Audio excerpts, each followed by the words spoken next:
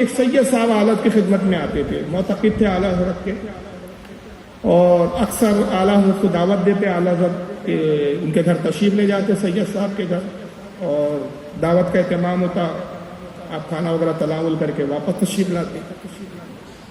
تو ایک دن اعلیٰ حضرت کی خدمت میں دعوت دینے خود آئے اور کہا کہ حضور کل آپ میرے گھر تشریف لائیں، آپ کی میں نے دعوت کا اہتمام کیا، اور بہت خصوصی طور پر میری گزارش ہے کہ مصطفیٰ رضا صاحب کو ضرور لائیں۔ تو کہا ٹھیک ہے سید صاحب آپ کہتے تو مصطفیٰ میاں کو لائیں گے۔ دوسرے دن اعلیٰ حضرت ان سید صاحب کے گھر دعوت پہ تشریف لے جاتے ہیں، سرکار مفتی اعظم ساتھ میں تھے، 7 سال کی عمر ہے مفتی اعظم کی۔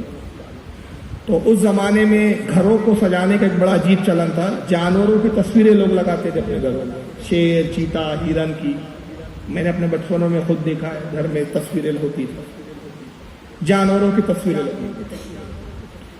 جب وہ صوفے پہ بیٹھے اس روم میں جہاں بیٹھک روم تھا تو مفتی اعظم تصویروں کو گھورنے لگے،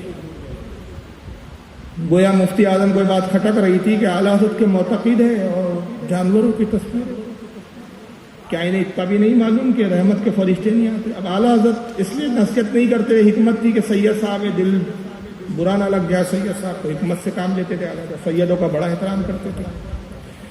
جب مصطفیٰ رضا کو مفتی اعظم کو دیکھا تصویروں کو گھور رہے ہیں تو پوچھتے ہیں صاحبزادے کیا بات ہے، تصویروں کو مسلسل گھورے جا رہے ہیں؟ تو عرض کرتے ہیں کہ ابا حضور آپ کے معتقد ہیں، آپ کے چاہنے والے ہیں اور سید بھی ہیں، اتنا نہیں معلوم کہ اللہ کے نبی نے فرمایا جس گھر میں جاندار کی تصویروں وہاں رحمت کے فرشتے نہیں آتے؟ تو کہا صاحبزادے یہ آل رسول ہے، اس طرح ان کو نہیں کہا جاتا، خاموش ہو جائیے۔ سید صاحب نے دیکھ لیا بھائی کچھ بات ہو رہی ہے، آواز تو سمجھ نہیں پائے، دور تھے وہ، تو انہوں نے کہا حضور بچے کیا کہہ رہے ہیں؟ بچہ کچھ کہہ رہا ہے؟ کہا حالت کہتے ہیں بچے کو اصل میں تصویر بڑی پسند آ گئی، اور بچوں کی عادت ہوتی ہے جانور وغیرہ کی تصویر دیکھتے ہیں تو اس طرح ان کا دل راغب ہوتا ہے۔ سید صاحب کہہ رہے حضور جو کچھ ہے آپ ہی کا، خادم کو آواز دی ساری تصویروں اتارو اور صاحبزادے کے ساتھ کر دو۔ کھانے سے فارغ ہوئے، بگی بلائی گئی، بگی گئی، بگی کے ساتھ میں تصویر کا بنڈل بھی رکھ دیا گیا۔ بریلی شریف آتے ہیں، گھر آتے ہیں، تصویریں بھی ساتھ میں اتاری گئی۔ حالت کہتے ہیں مصطفیٰ میاں اب کیا کہہ رہے ہیں تصویروں کا؟ وہاں سے تو لے آئے، کیا اپنے گھر میں لگانے کا ارادہ ہے؟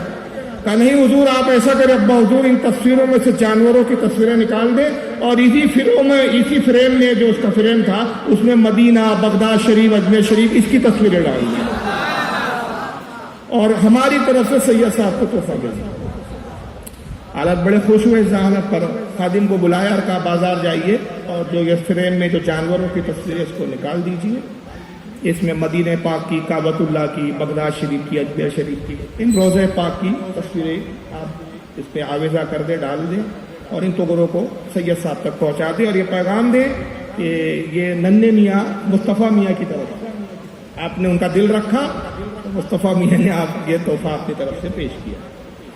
بہرحال ویسی کیا، خادم میں جب تصویر پہنچی تو سید صاحب سمجھ گئے کہ اصل میں فریم تو وہی ہے، تصویر اندر کی بدلی ہے، تو میری اصلاح مقصود تھی۔ تو سید صاحب خود چل کے اعلیٰ حضرت سے ملاقات کے لیے آپ کے گھر تشریف لاتے ہیں، سلام علام کیا، بیٹھ گئے تو کہا کہ حضور بڑی ذرہ نوازی کہ مصطفیٰ رضا میاں نے جو ہے ہمیں تصویر تحفۃً بھیجی اور جو صحیح چیز تھی وہ ہمارے گھر پہنچ گئی۔ گفتگو ہو رہی تھی اتنے میں مفتی اعظم پہ تشریف لے آئے، حالت کے پہلو میں بیٹھ گئے تو یہ پیار کرنے لگے مفتی اعظم کو، بچے تھے 7 سال کے، تو مفتی اعظم دیکھ رہے ہیں سید صاحب کو تو ہاتھ میں سونے کی انگوٹھی پہنے ہوئے تھے سید صاحب، تو انگوٹھی کو گھورنے لگے۔